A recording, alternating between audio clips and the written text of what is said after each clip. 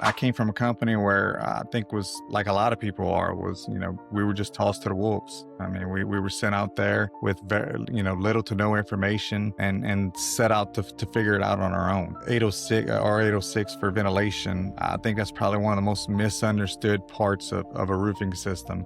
So it talks about attic ventilation. And if you drive around from neighborhood to neighborhood and house to house around here, and you look at how these houses are ventilated, people are doing what they see.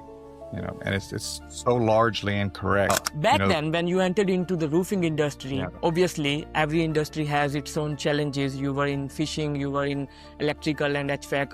What was the hardest thing that you found in the roofing industry? For sure. I learned very early on, okay, people are concerned over their pocketbooks. And if you can't present the value of your services and present yourself as being, a more valuable purchase over the next guy, you're not going to get that business. What are your thoughts on the general concept of these commissions only salespeople? So I've seen both sides of it, but only thing is you got to look who you're attracting. Sometimes you may just attract somebody that's okay with mediocrity. Explain to me what exactly is a fortified roofing system. In short, fortified is a roofing system that's installed to a standard beyond what the current 2021 IRC requires. It forces a company like myself or any other roofer to establish quality control processes. And what is the process of this? Like, what is the process of getting a roof fortified, certified, or however you name it? Yeah, so number one, your property has to qualify for it. You have to have a property that's on a solid foundation, that you can't have, like, say, what they call a dry stack foundation just on cinder blocks or anything like that, or pillars. Then the property, you need to have certain framing requirements also. What are the signals that tell you that if a house or a property will qualify for the fortified or not? Yes, so there's two main things right from the jump. I'm looking at the foundation of the house. Is that house on a slab or is it on a dry stack foundation? And then also, I guess the second biggest thing that we're looking at is if there's any auxiliary structures. So say like a patio cover, anything like that. So when I asked you about your wife and your kids and the time management, the things went so emotional that you weren't able to pull that off. After that episode, what I was thinking is that I am not married and I am doing the same sort of things with my brother, with my parents, and with my friends even. Don't forget your purpose by any means. My wife just walked in here, so it's perfect timing to, I guess, ask that question right now. But don't forget your purpose and who you're doing this for. Don't get so tied up in what you're trying to accomplish. And, you have things that you have, or people that you need to focus on outside of that. Hey everyone, welcome to the latest episode of the Roofing Millionaires podcast, the only roofing podcast where we don't promote anyone and we don't sell you anything. In this episode, we are sitting down with Scott Christopher from Disasterproof Roofing in Louisiana, and he shares how he built his roofing company by focusing on the key problems that homeowners face in his area and how you can develop the emotional connection with the homeowners in order to become their trusted choice. Besides this, Scott and I also did an in-depth analysis of what a fortified roof actually is and how you can build a fortified roof by following the step-by-step process that Scott shared in this conversation. Do like and subscribe to our YouTube channel if you want us to bring more roofing experts like this on the show who can share the valuable information with you so your roofing business can become unique as well. Let's dive in. Welcome to the Roofing Millionaires podcast, Scott. It's great to have you on the show today. What's going on in your life these days? Man, I'm definitely heading into the fall with less of a workload than we were last year. But I'm not disappointed about it. So had a great year thus far, on track to meet all our goals, and trying to stay positive on life, man. Trying to work through the hard times and pray for the better ones. Amazing. So just for the audience to have a context about who you are and what you are doing right now in roofing, would you mind telling me about the story of your life? Yeah, sure. So I was born and raised in the heart of Cajun country down here in South Louisiana, Vermilion Parish specifically, just south of Lafayette. So it's God country by every means. And Seems like every time I start one of these things, the phone starts ringing. So it's always a good thing when the phone's ringing around here, though. So we'll excuse that. But grew up in a small town, tight knit community there. It's called Erath. But, proximity to the coast is very close. So my house, growing up was probably less than 20 miles from the Gulf of Mexico. So definitely, enjoyed growing up out there in the country. Yeah. Had a lot of room to roam, more room to roam than my kids definitely have these days. So I grew up on a farm there from a very early age. Had to work. It wasn't really a choice, but it never really, I guess, seemed like work early on. It was just something we did. Um, I've definitely I've Yeah. got a lot of construction background. So I had two uncles that were home builders. My dad was an electrician. So I was 12 years old. My dad threw me up in an attic for the first time and had me pulling wires. And I don't know where I was going with him, what I was doing with him, but he's hollering on the other end to drop it there, and I was. So hard work, sweat, all that. That was definitely a part of my life growing up. So got out of high school. I had a number of different career paths that I thought I wanted to do. Early on, I was going to stick with the electrical, and me and my dad had a great idea. Okay. We'd open up a HVAC beside of the company, and I'd handle the Yeah. HVAC, and he'd do the electrical. Kind of regretting that one now, looking back on it and looking how much that industry has really flourished here, but um did that for a while. Jumped in the Yeah. fishing industry for a good while too. So selling fishing tackle and working with different manufacturers as their representative, to selling to the stores and whatnot, and also running like fishing charters. So that was all, fine and dandy when I was still Yeah. single and living for myself. But once I started to start having some youngins, start having some Wow. kids, which I'm very blessed. I've got 4 kids, a beautiful wife too. But definitely had to start, you know, finding something that was Yeah. a little bit more profitable than the fishing industry, finding something I could support 4 kids on. And that's kind of how I ended up in the roofing industry. So been in a number of years now, kind of feel like a graduate student, so to speak, in it. It's crazy, what you know now compared to what you know in the beginning. You may think you know it all, and it may seem all simple very early on, but there's so much more to this stuff. But kind of feel like I'm reaching that level where I fully understand it, and starting to grow, but continuing to grow also because you can't ever stop growing this thing. It's an ever changing industry by all means from every angle. Perfect. So yeah, it's Okay, kind I of love my that. my And you story, know my what? come up. I read somewhere that if you are in the first 3 years of your business and the phone isn't ringing or there isn't a mess in your office, then you are doing something wrong. That was the response to your phone. Yes. Right. And No doubt. back then, when you entered into the roofing Yeah. industry, obviously every industry has its own challenges. You were in fishing, you were in electrical and HVAC. What was the hardest thing that you found in the roofing industry, not as a business owner, but back at the time when you entered into the industry and you just started out? I'd Yeah. say probably dealing with people, so it's always not necessarily been my strong suit. So for me, it was probably a little bit more difficult, but dealing with customers over time, you get so many different characters. I mean, if when I was in the fishing industry, if I took somebody out fishing on a charter, and we had a bad day, it was still a good day fishing. We were still out there having a good time. I mean, when you have a bad day in roofing and something does go wrong and something does go Yes. sideways, like people get emotional. I mean, you're dealing with some people's biggest investments that they've ever made. So that was probably the hardest thing I said early on. The industry is Yeah. so complex and there's so Yeah. much to it. And there's so much that you need to know to be successful at it. And going in with you know, basically, tossed a set of keys and tossed an iPad and, a set of Yes. contracts Yes. and go get them, Tiger, from the company I was working for at the time was certainly difficult. So a lot of long nights, studying up, Yeah. figuring out things on my own. We're in the information or the age of technology these days where the information's out there. I mean, if you truly want to learn something, like it is out there, and you can learn. There's enough courses that you can purchase.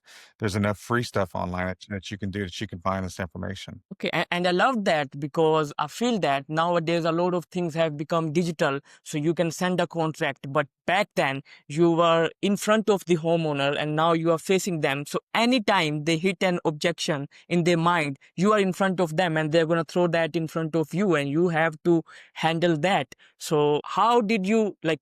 Were there any lessons or any tricks that, or any learnings that you had with your experiences with the people that okay, I do something. If I do this, I end up doing something wrong. But if I deal with people this specific way, I just end up being successful in whatever the deal or the insurance or whatever I'm doing.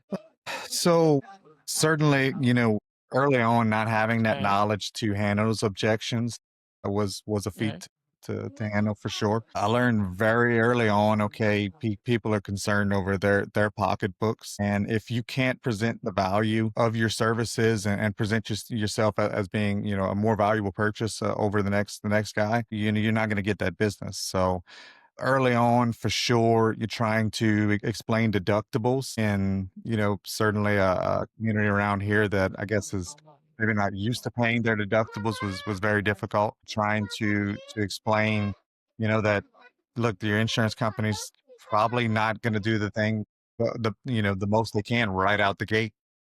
So okay. And back then, I feel that many people would have taken advantage of this as well, because right now you can film a video just like you do with the contingency contract and everything that you see at the homes or on the roofs. You can make a video and you can guide homeowners about that. There is a huge investment in some roofs that people have to make.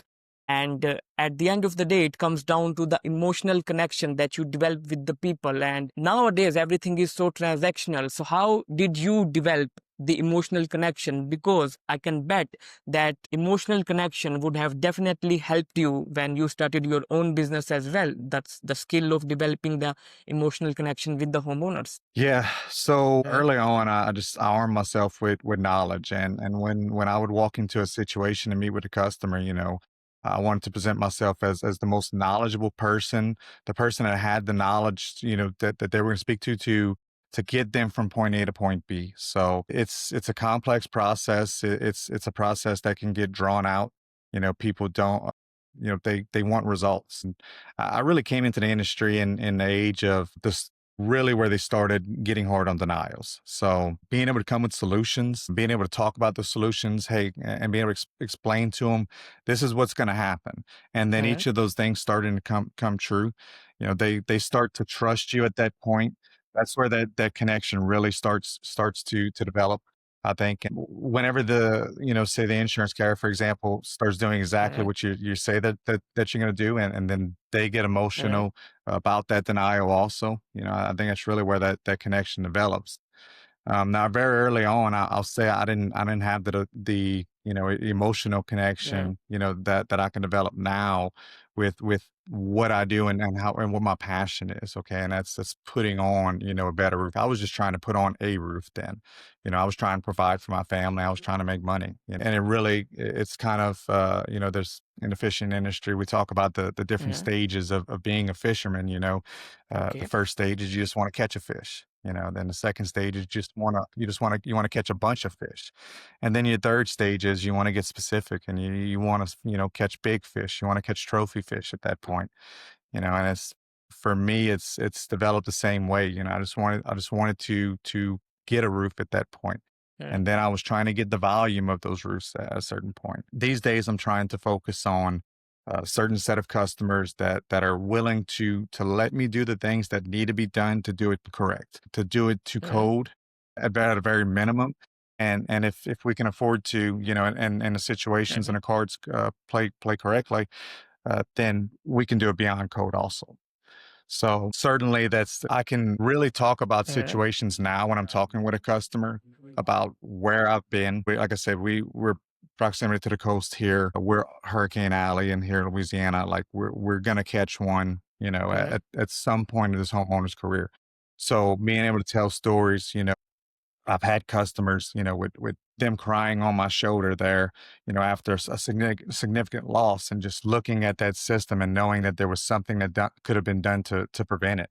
Telling those stories, having that experience in order to provide to them, that's really where that emotional I connection agree. comes from these And days. you know what? I feel that whatever you just said about the fishing industry, I think that relates to life as well. Like the first stage is survival. You were doing survival, you had to survive. Then the second stage is passion. Now you are enjoying your work, you do it with passion. And then third stage is luxury. You move into the premium stuff. And then the fourth stage is purpose. When you see a homeowner having their head on your shoulders and they are crying, now you are doing that thing for your purpose, not for your money, or that is part of life. But that last stage is purpose. That's how I can maybe put together what you have just said. Okay.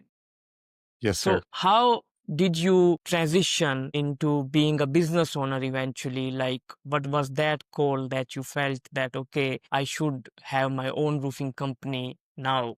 I am prepared. Well, prepared, I wouldn't say it was definitely not the word. Uh, I don't think you're ever really prepared to do this. You may think you are, but however hard you think it is, you can 10x that for sure. So I was working for a larger company here in Louisiana, and I guess I was still in the, volume uh, stage, wanting to catch a lot of fish stage at that point. And uh, big storm hit South Florida. So I left my uh, current employer to go chase that storm. Went down there, sold like right at 3.4 million in about 8 months. Did very well, very successful.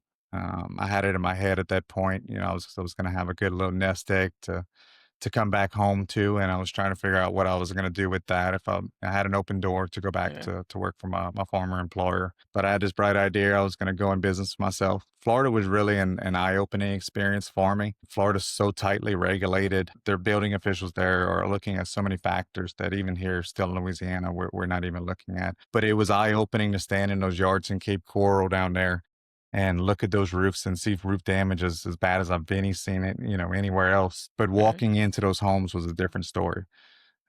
Just seeing just a few spots on the ceiling. Old lady was sitting at the stove. I can remember in one situation and cooking eggs, and the old man sitting at the bar drinking coffee. Like, I mean, nothing happened. I mean, they had a generator power. Power wasn't even back on to the city of Cape Coral at that point. But in Homa, I mean, those people would have been sleeping in a camper in their driveway with as much roof damage as they had. The lack of interior damage was eye opening for me. So, I figured with my nest egg to come in my commissions that I can, go in business myself, and I can uh, focus more on quality at that point. I knew that my prior employer was a big volume contractor, and it was going to be hard to get some of those things across. And I had it in my head that, as I didn't want to make a piece of the pie anymore. I wanted the whole pie at that point. I came back from Florida. I went in business myself. That was back okay. in early 2023. Ultimately, my nest egg didn't ever came. So I did get screwed on Uh, that deal there. Excuse my language, but I never got that commission at that point. So it was very hard uh, starting out early on because of that. But certainly I'm appreciative of those hard times because it's developed us into who we are Cool. now. And you just mentioned that you did not get that nest egg. Was it because the company did not pay you, or just the deal just like they pulled back? Yeah, they didn't pay me, so they decided Was it to because cancel my they knew contract that you are starting your own on company? probably about maybe 3 weeks since I. Uh, uh, Oh no, not at all. So they were Florida based. uh, We had no competition. They had no uh, interest in coming to Louisiana, nothing like that. uh, I think greed was probably a factor in that. So uh, also, I was on a sales only deal over there. I was supposed to be getting 10% of the uh, contract and only having to sell, no uh, production, not anything like that.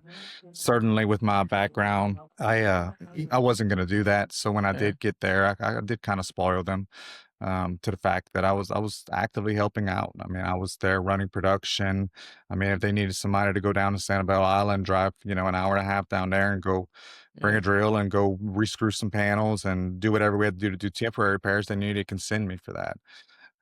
Whenever I came home, they felt like, well, they're having to do all the work now. Well, I mean, that's what the contract was. There was a clause in the contract that did say that, 7 days from either party canceling the contract and notifying the other party in writing, that all commissions would be forfeited. So that was a Mm, mistake on my part not to catch that. And it's probably mm, something I still could have fought, I think, in court, but mm. I was kind of focused on new Okay. money And and grew what from are your, there. so I was asking you, what All are your right. thoughts on the general concept of this commissions only salespeople? I'm not a supporter of that, by the way. So I didn't come actually from a company that Mhm. started with the commission only deal. There was a like an initial draw that they were giving us, and then Yeah. actually once I was brought on as W-2, there was there's a salary associated with that. So I've seen both sides of it, certainly. But only thing is you got to look who you're attracting sometimes when you're offering that safety net. I mean, you may not be attracting a person that's got the most confidence in theirself and has got the and has got the ability to go out there and be a hunter and eat what they kill. So it's certainly, you may just attract somebody that's okay with mediocrity, so you want to, and I don't have the recruiting thing figured out by any means, but you want to be able to focus on people that have the personality to go out there and get it. It's really, when it comes down to it, having that safety net, people can get complacent.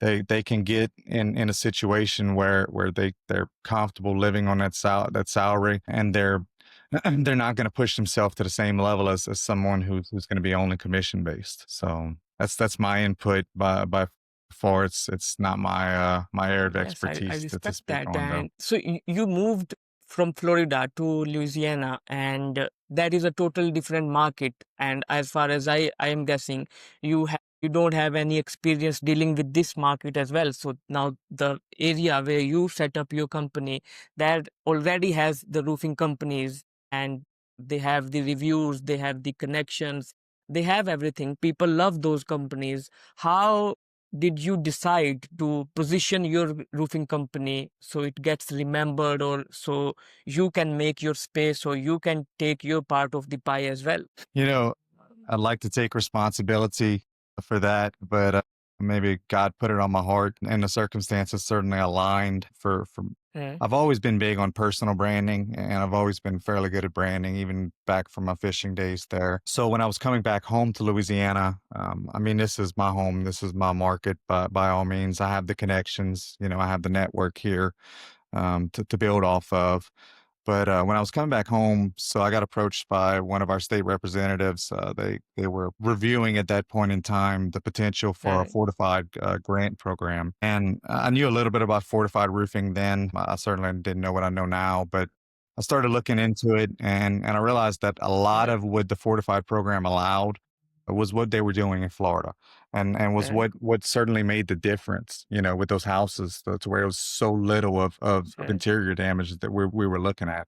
So, with all the state money being thrown at it there, and the fortified stuff starting to catch some traction, I knew I wanted to, number one, come back here and offer and bring something different to market, to kind of make a focus on those more quality systems, those documented installs, those and those the quality control processes that were going to get us to that point. I work pretty closely Yeah. with a couple of our state Yeah. legislators early on with that, getting that program off the ground, and that's really, honestly, I guess I started Yeah. thinking about, names of the company and how it would maybe fit into that. And Yeah. Disasterproof, God put it on my mind one day, and that's how we ended up with it. So, like I said, I like to take credit for it, but it was just God putting it on my mind that day and wanting to move in that direction. So, and really, I thought about it of Yeah. this concept, and I told this story a lot when the whole Cape Coral story of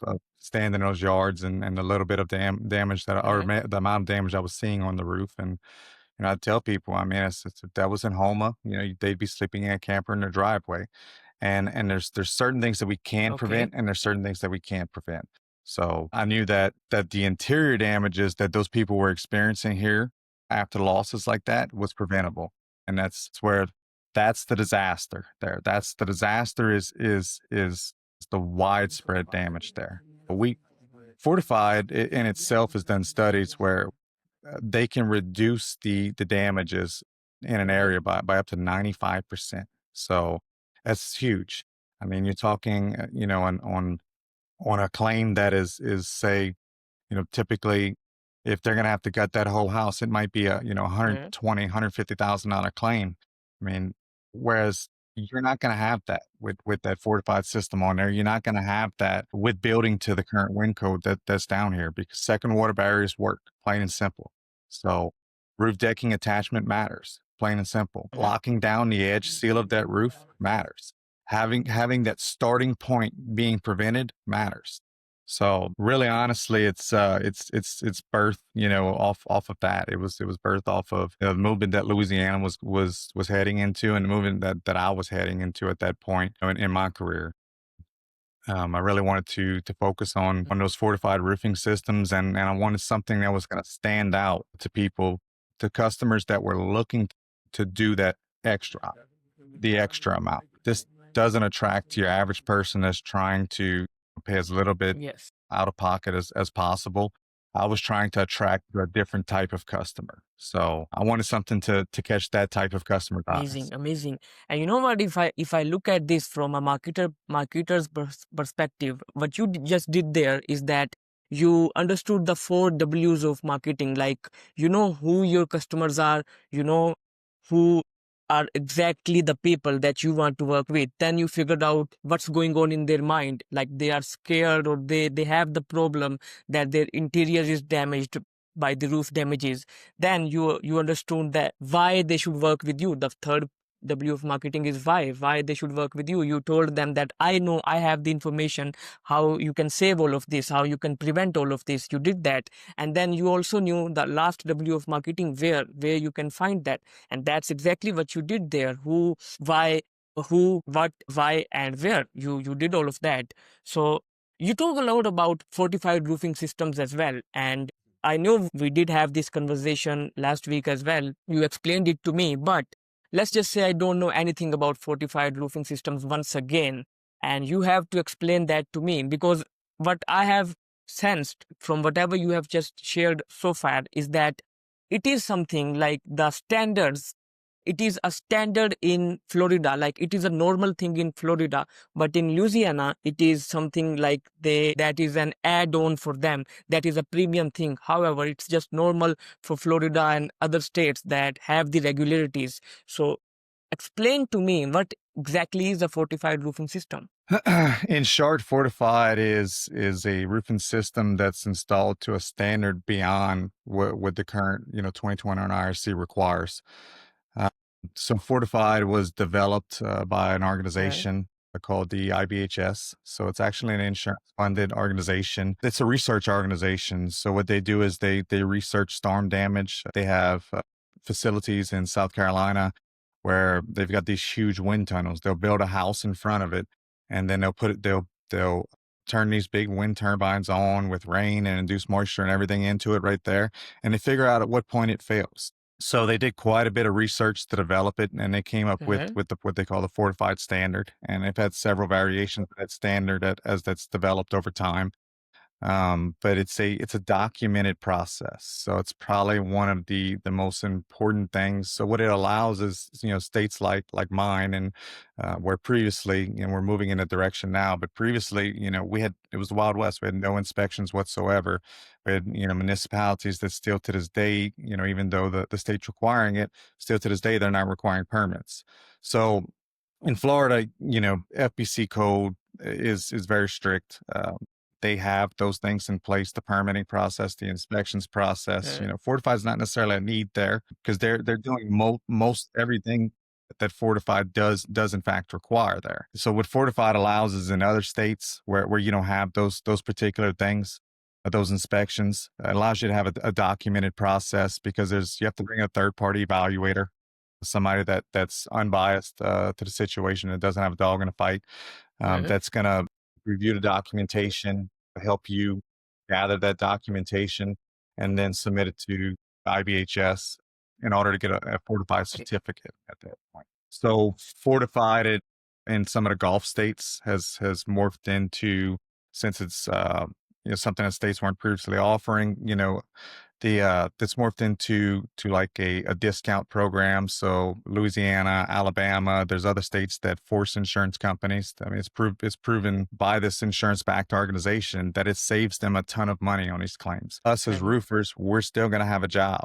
We're still going to have a $20,000-$30,000 claim involved after a Cat 4 hurricane comes through here. But what we're not going to potentially have, or what we'll have a substantial reduction in, is these houses that we're having to just completely gut because they have $120,000-$150,000 of damage there. So these Gulf states are moving in the direction of if you have a fortified roof and you have that certification, you can turn that into your insurance carrier and get a discount. There's the grant program that they developed in Alabama was really what Louisiana modeled theirs off of too. So the state sees the benefit of it also. So they're putting in taxpayers' dollars into it to improve these properties, reduce these losses, and use it as a way to try and attract some carriers back to these Gulf states. Because um, between 2020 and 2022, there was several insurance carriers that went under down here in the Gulf states, and a ton of them that pulled out. I think it was, and don't quote me on the statistics, but there was like over 40 accredited carriers in Louisiana prior to 2020. Like, I think we're less than 10 now. So you're talking a quarter, of the accredited carriers, and accredited being, state approved carriers that the state will back, that, if they do go under, like some of them did, the state steps in with a program called LIGA. So it's the Louisiana Insurance Guarantee Association. So other Gulf states and I'm sure other, non-Gulf states too have that. But the state knew at that point, when all these carriers pulled out, when all these carriers were going under, when these carriers were saying, well, they're not making any money, the state knew that they had to do something and move in that direction. So Fortified offers that, and that's what some of the states have latched on to. Fortified, though, like I said, it's research backed. So it's not just somebody saying that, hey, look, if we do this like this, it's going to be better. It's proven technology. The way that we're putting these down, and the documentation behind it. It forces, a company like myself or any other roofer to establish quality control processes, because you're having to document that job. There's certain steps you have to take certain numbers of photos of. So there's so many guys that, I mean, they pull up on the job, right when the guys are getting started, maybe watch the tear off, and then they show up at the end of the day and they stand on the ground with the customer, and everybody says it looks great, but everything's covered up at that point. And not the salesman, not the owner of the company, not the customer. Nobody knows what happened throughout that day and what went down. So that's the big thing with Fortified is it forces a company to establish some quality control processes, and forces them to document their installation, and forces you to sometimes see where your pain points are. And what is the process of this? Like, what is the process of getting a roof fortified, certified, or however you name it? Like, how everything goes? Yeah. So number one, I mean, your property has to qualify for it. You have to have a property that's on a solid foundation, that you can't have, like, say, what they call a dry stack foundation, just on cinder blocks or anything like that, or pillars. Then the property, you need to have certain framing requirements also. They can't, like, say if it's a mobile home, it can't be over a certain years old. So there's certain things that they have to qualify the property for first. You would then hire an evaluator. So, I'm at a point in my stage with it where I know whether or not a property qualifies. So I don't need to get the evaluator on the front side of that, but you get an evaluator in on it. They're going to assess, what you're trying to do, what you're putting down, make sure that your products that you're using are going to qualify you for that. You have to have a certified provider also. So that provider needs to be certified through the IBHS, knowing the standard and knowing how to document the job. Very first step though is, once you start the job, we have to document all the materials. So we have to show the ASTM ratings on it. It has to meet, either TDI or Miami-Dade or FBC product approvals on it also. We have to document all that stuff. The job has to be documented throughout any, certain, like I said earlier, certain steps that we have to do. So once your decking is all, exposed, we have to document the condition of the decking. We have to document the thickness of the decking to ensure that once again, it meets that the property qualifies itself. From there, we have to start renailing the deck, and we have to document that. So we have to install ring shank nails, minimum 8D or 0.113 ring shank nail every 4 inches. So we have to document those deals. You have to have there's 3 forms of a second water barrier. So you have to document, which form that you or which method that you chose. From there, once you have your job completed and all your documentation together, your fortified evaluator has to come out, do a final inspection of the property. They'll get in the attic with actually metal detectors, and they'll mark off those ring shank nails in there, verify that you didn't just take a couple pictures, of the spacing of the nails, and verify that everything, all like that you followed the standard. So they'll do their final inspection. They have to complete an RIF, so it's a roof information form showing everything that was done on the property. They put together all the documentation, and then they submit that for an application to the IBHS. From there, you have another set of eyes that look over all this documentation to ensure that you follow the standard. And then the IBHS would then grant or potentially ask for more information, or they'll deny you altogether if you didn't follow the standard. Okay, so I think that to sum this up, the first step is qualification, and the second major step is documentation, and the third major step is analysis or inspection by them of the roof that you have done, and the fourth step is approval or denial of that, if I'm right. Okay, so you also mentioned that Yep. now at the stage of your career where you are at now, you can tell that if this property or if this roof or if this house can qualify or not.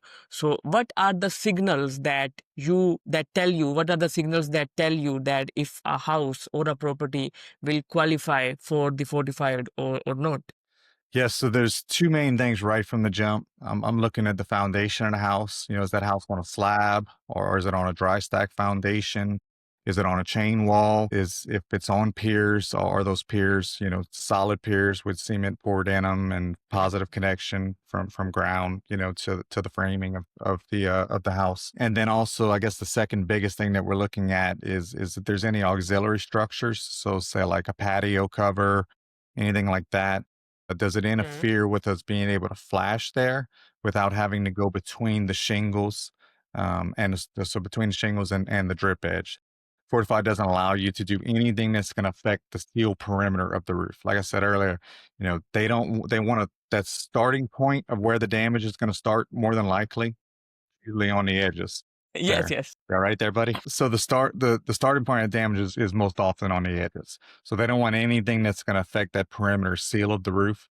So that's the two biggest things that we see that's not going to qualify a property for it. From there, I'd say the third biggest, like I said, there's certain framing aspects you have to meet. So we'll get in the attic, that rafter spacing, you have to be within 24 inches. And then you have to have a certain thickness of your roof sheathing also. So we're looking at the roof sheathing when we get in the attic, and we're looking at our rafter spacing. You have to have 2x6 minimum rafters also. You can't have 2x4 rafters. So if it's a truss system, it has to be an engineered truss system. So like I said, certain things with the framing that we're looking at, the foundation, and then whether or not there's anything that's going to affect that perimeter seal. And what are the things that you knew about Fortified before you started your business or before you moved to Louisiana? And what are the things that you learned after interacting with the officials that you mentioned that you interacted with in the early years of moving back to Louisiana? Really, all I knew early on was that the state was going to be putting some money into it. So it was originally like a tax credit or deduction for Fortified that was developed. And it was like $1,500. It was minimal, initially early on. Once I actually jumped into the program, and I'd say even in Florida, though, it was seeing those differences, seeing, watching the jobs closer, because my eyes were pinned at that point, trying to figure out why there was so little interior damage when I was out there. So it's starting to see those pain points with crews and how your dry-ins actually happen. So there's so many things that, I was doing like everybody else does, just running ice and water shield up against a wall, not going 3 to 4 inches, minimum up that wall once you reach there. Not pulling siding off for certain things. So Fortified really opened my eyes to where my deficiencies in my install lied. So that was probably the biggest thing that was eye opening for me once I started doing Fortified and once I jumped into it, Okay. And seeing those all pain of the points. information that you shared with me right now, you deal with homeowners every single day almost since you are a company owner. Do you feel that the homeowners have this information as well? No, I mean, usually if I would say more than half the time, if I'm bringing up Fortified, I mean, I'm Mhm. the first person that's talking to them about it. Now, certainly since there's been so much, advertisement by Fortified and the state, the Louisiana Department of Insurance about the Fortified Grant Program. There's been several new laws that have passed just this year, also, geared towards fortified roofing. It's kind of becoming a little bit more trendy, but there's so many people that I talk to that are, I mean, Mhm. they're close, have never heard of it, but when I start to explain to them the benefits of it, I mean, not only from a peace of mind Mhm. standpoint, but the financial benefits that you can receive from it, I can usually get people on board fairly quickly with it. But your average customer, I mean, they're just asking for, when they're looking for a roof, they're just asking for a roof. They don't know what they're looking for. They don't know what to expect, and they don't know what questions to ask. So it's really, honestly, it's becoming more of a trend, and it's becoming more of a mainstream thing that Mhm. people are latching on to. But for the most Okay, part, and people still what don't I know feel about it. is that 2 or 3 episodes back, I had Graham Miller on this show here. He was the president of NFRC and IFD, and he has been into roofing for last like 50 or 60 years, if I'm not wrong. And he told me that only 2% of roofing experts in these states are qualified, and rest of them they don't have any formal training or anything. So, do you feel that? Because you just said that most roofing contractors don't share this information with the homeowners. It is because they don't know it in the first place as well. And the second thing is that even if, let's just say, Fortified does not exist, the reason why all of this happens, the problem that just you shared with me, is because they don't have the proper knowledge about how to install a roofing system. Yeah. So I certainly, like I said earlier, I came from a company where I think was like a lot of people are, was, we were just tossed to the wolves. I mean, we were sent out there with very, little to no information and set out to figure it out on our own. And you look around, 806 or 806 for ventilation. I think that's probably one of the most misunderstood parts of a roofing system. So it talks about attic ventilation. And if you drive around from neighborhood to neighborhood and house to house around here, and you look at how these houses are Mhm. ventilated, people are doing what they see, and it's so largely incorrect. The way the improper design, insufficient ventilation, and people do what they see. They do what they hear, that they're not doing what they learn out on their own. So I think there's so few people that take the time to actually, do the research on their own and figure out what's right and what's wrong. So so few contractors that have that knowledge. The roofing industry, I think for some at least, is so short lived too. I mean, there's guys like, you talk about your Graham there. I mean, 50, 60 years, that's hell of a, commitment to one industry. But there's so many people that get into the roofing industry, things change and then they get out. So you don't see those people that are, in there for the long run. Yes, I Now agree. there's even, but the people that have, yeah. And then the people that have been there, in here for so many years, they've been doing it wrong and they know no other way at this point. I know some guys around here that one specifically, I mean, he's over 30 years he's been in the industry. And I see him post on Facebook regularly, and not one of his roofs are ventilated properly. Like, and it's if that's the one, and we've been Mhm. behind on so much stuff over the years, of these different companies that it's you start to see the same things over and over and over and over again, and it's just stuck in their ways. I mean, they're not developing. The code has changed so much just in the past few recent years. It took a while, even here in Louisiana, local or our local, parish right here, to jump on code changes that have happened back in 2018. We're talking like 6 years ago. There's things that haven't been implemented then yet, or they're being implemented now, but they're just getting implemented, from Yeah. 6 years ago.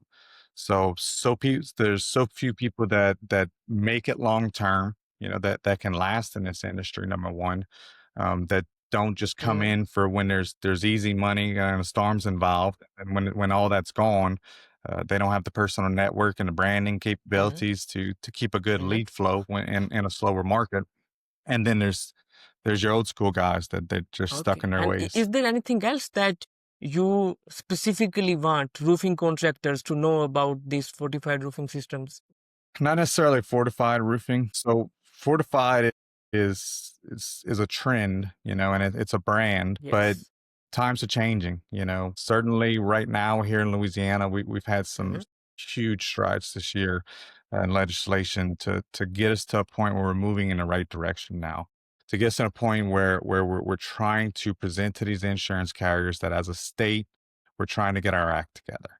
So we had several laws that passed just recently, one of them Mhm. being Act 239. So it's Mhm. HB 85 was the actual law that was passed, but it's going to require permits and inspections statewide. I'm not saying that I certainly I wasn't the root of all that right there, but early conversations 3 years ago with me and what's now the president of the Mhm. Building Officials Association of Louisiana, I think sparked those conversations throughout our legislative sessions over the past few years, and we've got to a point now where even the legislators' eyes are opened up to where, hey, we've got an insurance crisis on our hands, and here's one of the key factors that we can do to try and curb that. So there's many things that are at play on why we're in the Mhm. insurance crisis currently, but building codes and an Mhm. enforcement of our current code in place is going to be a huge one. So they're also now they're bringing back a residential Mhm. roofing subclassification in Louisiana, which is another thing that I barked on Facebook for past 3 years about. I truly think that the person that is installing roof or the company that's in charge should have somebody that's knowledgeable, somebody that understands the code, somebody that's tested out. Right now, Louisiana, although they do require like certain regulations for you to put a roof on, you truly only need to have insurance and be in good standing with the Secretary of State. There's nothing that they test you on. There's no kind of, certification that you have to present or anything like that in order to go out there and call yourself, a roofer. So that's certainly, other contractors, I would say be on the lookout. It's coming. So I've been the guy with the tinfoil on my head for the past 3 years, telling people that this is coming, and it's finally getting the market here for sure. Yes, and I can feel that too. I have a lot of questions for you, but I know that we are short on time here, so I'll ask just three or four of them. The first thing is you mentioned that you have been in touch with the president of Building Association of Louisiana 3 years back, and you mentioned all of these things in front of him as well. What I personally feel is that it's not just my personal opinion. Like, what I see is that a lot of these associations, not just Louisiana but any other state or any other industry, they take so much time in implementing these things. Are they disconnected from the customers or from the residents or from the homeowners, and they are disconnected from the roofing contractors, so they don't know what are the actual issues, and that is what taking so much time to implement the things in order to make things right. Uh, Some say it's the funding in order to implement some of these programs, that the local governments don't have the funds they need to put people in charge. I mean, you're going to have to put more heads on this at this point. So, and that's going to cost more to the taxpayers for sure. I think that's probably been, one of the biggest things that's held us back is mhm, that they just don't want to invest into it. Uh, and then I can remember 2 years ago talking to one of our local representatives here, and he tells me, he's like, we don't want to do anything that makes it harder on the people. And my response to him was, Mr. Poche, pick your heart. Because my insurance rates got twice as hard to pay that this year. Everything is going to be hard. It's going to be hard to establish. And I think no one wanted to put in the work. No one wanted to, none of these municipalities and these build officials want to have extra workload. It's going to put a significant extra workload on them to have to be performing and looking at the documentation provided by these contractors for these permits to be approved. So it's, I think, just not enough people to do the work, and then not enough willingness to invest in it. And then just some of the smaller municipalities certainly not seeing the connection there to what's I going agree. on with And our for the insurance willingness prices. part, what I have observed in my life is that it's a mentality problem. Like every government or even the local governments or every government official, they have this mentality that let the just build up the pressure. Let's just keep it building up. And when the water is above their heads, now throw all that pressure to the residents or to the locals, and they're gonna handle that. So they don't deal with things in the first place. They let the pressure build up, and when it is hard to manage, they just throw it on the homeowners or whatever, or the locals. I know that you fell from a window in 2025, and you had some back injury as well. So I want to talk about that. Like, how did that happen exactly, and where was the lag that you feel that happened by either your end or it was just a coincidence, or like how did that happen? I'd say the root Uh, of it was complacency. So getting too comfortable in my surroundings. I was installing some counter flashing on a bay window, a very small slope there. Crew was gone at that point, and I was finishing up, so I didn't have the proper safety gear by any means. I wasn't tied off. I didn't have the proper shoes on. It would The ground was wet right before I climbed back up there. I'd been up there for a little while, and I was cutting into some brick with a grinder in order to put in counter flashing. And I would assume the dust that was created on shingles lost my footing, and I didn't fall from very far, but it was more how I fell directly on my back that I fractured my L1, and I had a hematoma contusion from yeah. T12 to L4, but certainly my own dumb fault. It's just complacent in my surroundings. Cocky, confident, thinking that I didn't need to be tied off, and thinking Yeah. it couldn't happen to And me, how I long did guess. it take for you to recover from all of this? I was back on the roof within two Okay. months, so 8 weeks. I had Uh, a fairly speedy recovery. Attribute that, to getting back active and getting moving very early on. mhm. I hit the ground on Wednesday. I got out of the hospital on a Saturday. I was back in my office on a Monday. And that wasn't out Yes, of that's what choice. That my was out question of was going to be. How did necessity. it impact your I had business? to. Yeah, so I would say it did some good, because it forced me Uh, at that point to get off of the roof. It forced me at that point to give my guys some more grace, to give them some more room to grow, to give some more freedom. I couldn't be up there standing over 'em for them at that point. It gave me uh, some time to focus on the business too. I was able to jump into our CRM job Nemus and completely revamp that. I was able to establish all our templates and our calculations, and Sumo Quote integration was coming online at that point, so I was able to latch onto that and really work on it. So it was kind of a blessing in disguise, I guess you could say. So it gave me some time I to focus on agree. my business. So Yes, and I'm sometimes appreciative it of is that for sure. necessary to walk outside of the business and to take a step back and let the things run on their own, to see that the stuff that you have created, how it is performing without you, because at the end of the day, you can't teach everyone how to do their job.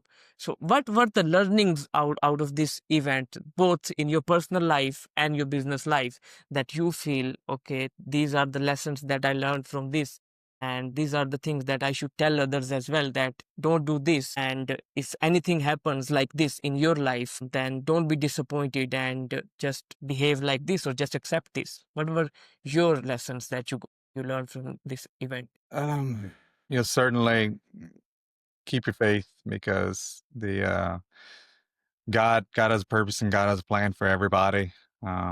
It's all part of it. So don't get complacent, up there. Certainly, you know, keep your safety at mind in this industry, because you don't want to be in a position like I was, laying on the ground and Mm, wondering if I'll be able to walk again, wondering if I'll be able to, play baseball with my kids, or anything like that. Don't take it for granted by any means, and just have faith that it's part of his plan. Focus on the positive of the situation. I think right off of the bat, I was scared of what was going to happen to my business and whether or not that we were going to be able to pull through, whether or not that my business could survive with me being out there in the field and doing as little as climbing up on roofs to do inspections. So keep your faith, know that it's part of His plan. Yes, and at times God just puts these tests or these phases in your life to either remove some people or to add some people or to show you the real picture of your life and to make you more laser focused on the stuff that actually matters. Absolutely. Okay. So my last question to you is, Scott, that if someone is watching or listening to this episode till here, I want to tell them that we had this podcast recording before as well, and then we just dumped it, and now we are recording this again. So this is the one that will be going live. I want to ask you that because this is something personal to me as well.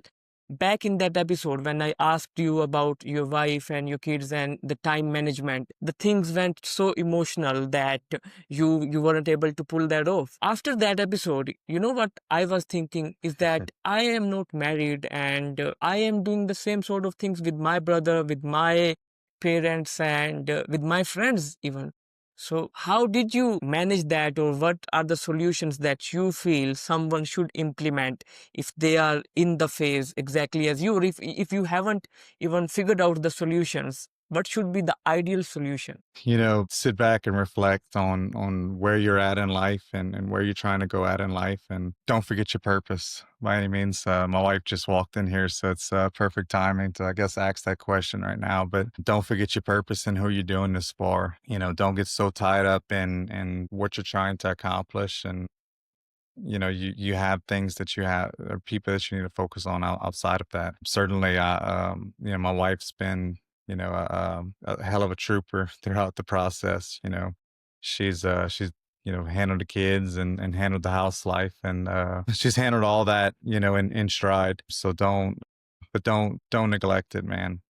Have that balance. Figure out what's unconditional. Okay.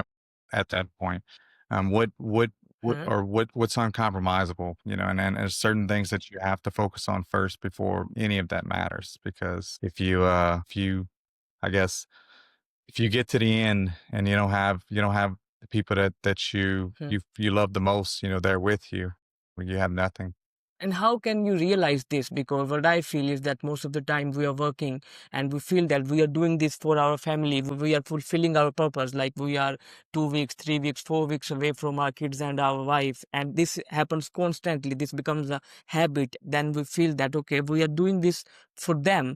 But eventually we are not doing this for them. We are maybe doing this for our own ego. Or maybe I don't know how to put this together. I don't Huh? think you have to realize it on your own. Certainly, my wife lets me know. She tells me when I'm lacking in that area, and you can see the signs. I mean, you can if you're cognitive enough of your surroundings and you're cognitive enough of your partner and where you're needed, you can see those clues. Right. So they may be subtle at times, but there'll be times where it's screaming at you. So I don't think you have to try and realize it by any means. Like it'll scream at Okay. you when Thank it's you so ready. much for your time, Scott. I learned so many things from you in our previous conversation and this one as well. Thank you so much for your time once again. Any signing off notes or advice you have for the roofing industry in particular? Yeah, so if you're looking to get on board with what's going on right now here and currently in Louisiana, trying to get some more information towards fortified roofing, towards the new tax deductions that have been imposed or that will be implemented here shortly, and the credits, I have an open door. You guys are welcome to. I don't look at anybody as competition, so I'm happy to help inform anybody on what's going on, the changes that are happening, and then how to stay ahead of it. Certainly, if you need some Perfect. help, I'm here. Thanks for your time, Scott. It was a really beautiful conversation with you and I enjoyed having you on the show. I wish that and I pray that remaining months of 2025 and the rest of your life is filled with blessings and love and so many success opportunities for you and your family and your kids and your friends and everyone around, and you keep doing what you are doing at a faster pace, at a greater scale, and you keep fulfilling your purpose. Stay blessed and thank you so much for your time. Have a great day. Thank you. Bye bye. Appreciate you having me, man. Thank you.